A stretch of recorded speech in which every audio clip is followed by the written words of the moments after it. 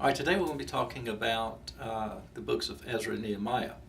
As we have seen in Samuel, Kings, Chronicles, they are actually one book. This is also the case with Ezra and Nehemiah. They constitute one book.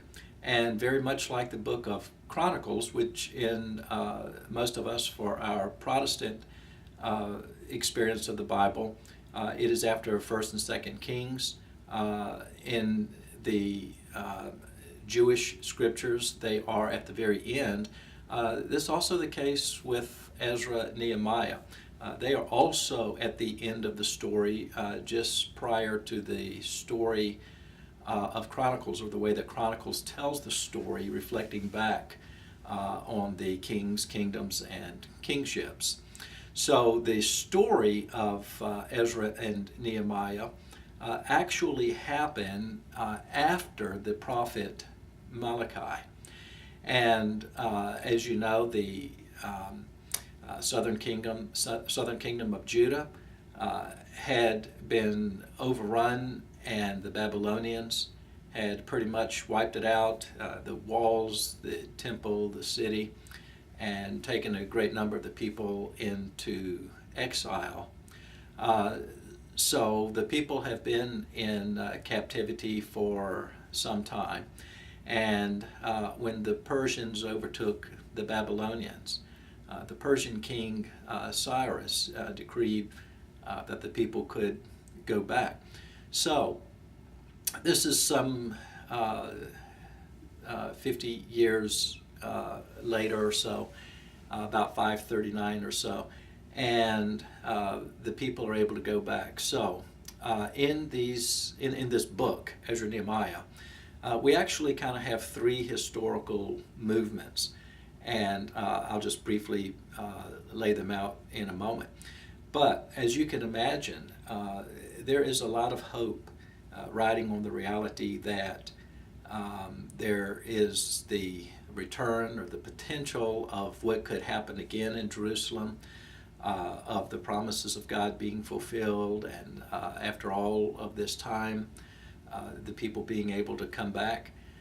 Truth of the matter is, we know that a number of people actually stayed where they already were. They were settled.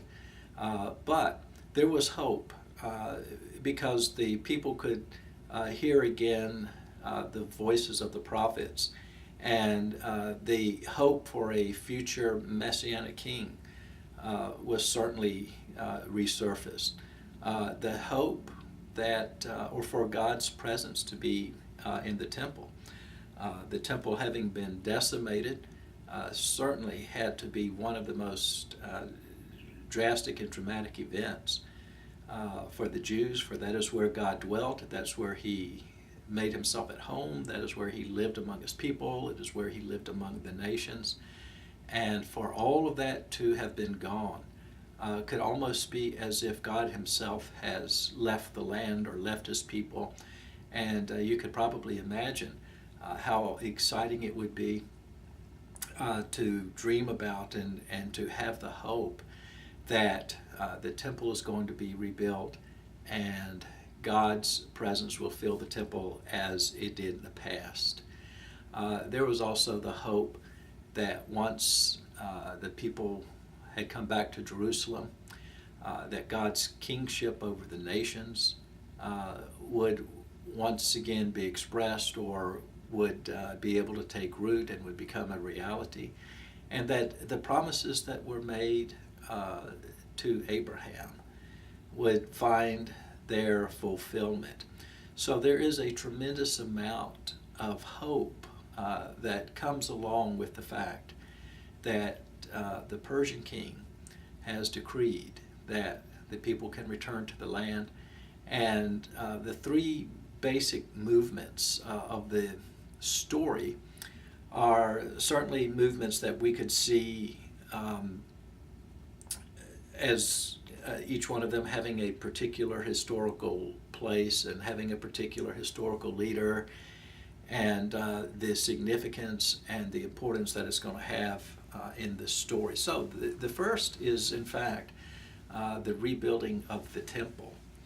And Zerubbabel was the leader of this group as Jews came back to Jerusalem and began to rebuild the temple. So after some time, the project of rebuilding is complete. However, there are several things about it, although again, a tremendous amount of hope invested in that. For one, the sheer grandeur of the temple that was rebuilt did not compare to the grandeur of Solomon's temple. There was just no way to replicate that. And for those who had seen or who had knowledge or had been told about Solomon's temple and how majestic it was and what an incredible piece of architecture it was, how awesome it was, how breathtaking it was, to set this temple that had now been reconstructed or rebuilt aside Solomon's temple was just simply no comparison whatsoever. And so although a temple is built, it bears little likeness to all of the stories and all of the architecture and all of the glory that is affiliated with this story of the Temple of Solomon. After the temple is built, certainly there would be the further hope that just as in Solomon's temple, in some dedication ceremony or in some beautiful, mysterious moment, that God's presence would just come and dwell in the temple, and that the glory of His presence would be just as powerful and just as felt and just as real as it was in Solomon's temple. However, strangely enough, the presence of God, the glory of God, never returned to the temple as it did in Solomon's temple. So undoubtedly, that had to be great disappointment for people who had much higher hopes that the temple would in fact be more of a complete reconstruction of Solomon's temple, that they would experience again the presence and the glory of God among them. And with each of these three historical moments, this is the first of those, the rebuilding of the temple, there's a segment also of opposition.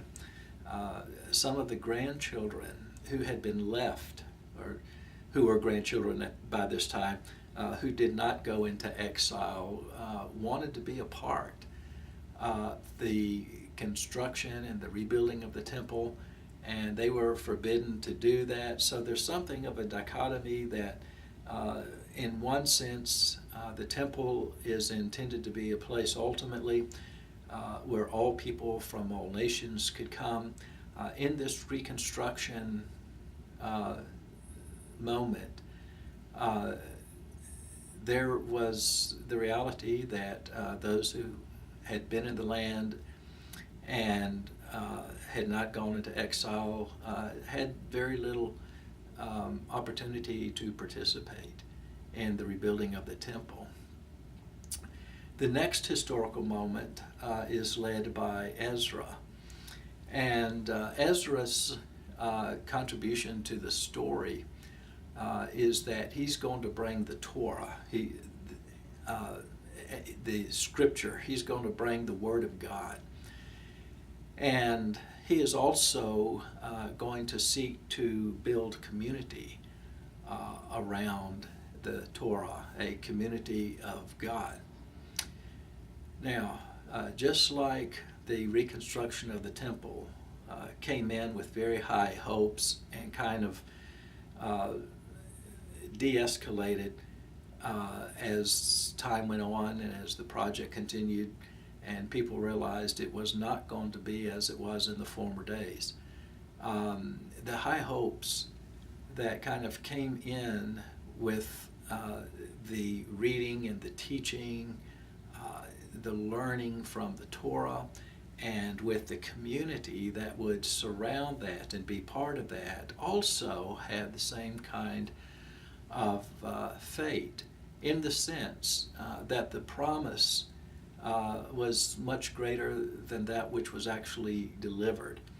And so, although Ezra came and the Torah is read and he seeks to build a community, what he, in part, one of the great things that he finds himself up against is that those who were left in the area, and again, who were not part or did not go into exile, that in the meantime, there had been quite a bit of intermarriage.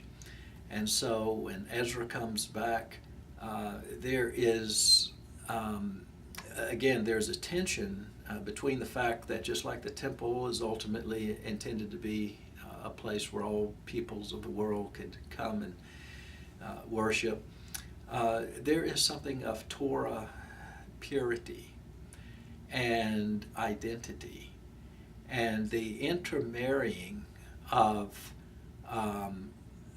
a great number of the people that did not go off into exile proved to be a real challenge. And it was it was that the intermarriage diluted the purity of what the people of God were constituted to be. So as Ezra comes back, certainly that becomes a challenge. Then Nehemiah comes, and Nehemiah's work has to do with the rebuilding of the walls around Jerusalem, and project in which he engages, and likewise there is opposition to that. So the books of Ezra, Nehemiah, the book of Ezra, Nehemiah, kind of follow the story of these three individuals as they particularly relate to a very significant part of the story of God among the people. The rebuilding of the temple, the relearning and the restoration of the Torah and the rebuilding of community, the rebuilding of the walls around Jerusalem.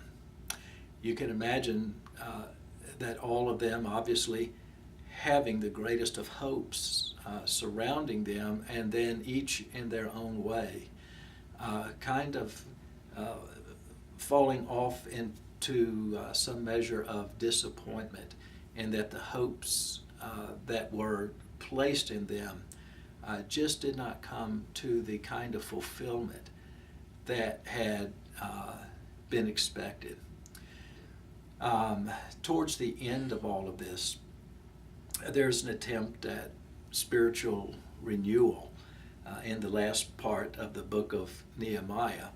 And the people are gathered, and the hope again emerges. There is a great confession of sin as the people gather congregationally or gather as a people, and they offer their confession to God, their confession of sin. There is covenant renewal. The Torah is read, and the people listen, and the hopes are stirred in their hearts and their imaginations again.